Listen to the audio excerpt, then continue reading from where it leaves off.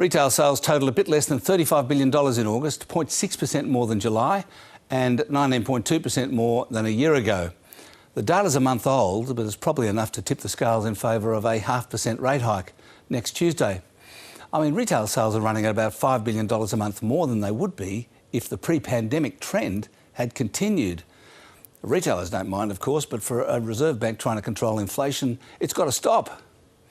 Despite all that, the Aussie dollar clunked down again today by a cent to less than 64 US cents for the first time in 2.5 years.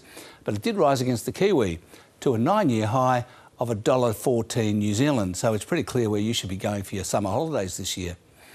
The share market started off stronger this morning, but after an hour, it sank like a stone for some reason and more or less stayed there for the rest of the day to close 0.6% lower, thanks to falls by banks, retailers and technology stocks. Coal miners went up after a broker upgraded its forecast for the coal price, which didn't move last night, but iron ore and oil did go up and gold and aluminium fell. And global markets continued to struggle under the weight of an impending recession, the near certainty of which is displayed by this graph of the yield curve in America.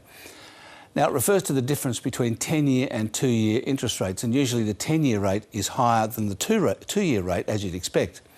But before recessions, it tends to go the other way, or invert. And right now, it's the most inverted in 40 years. This is not good. And that's finance. Thanks for watching. You can check out more finance news by clicking there. And don't forget to click subscribe down there to get all the latest updates from ABC News.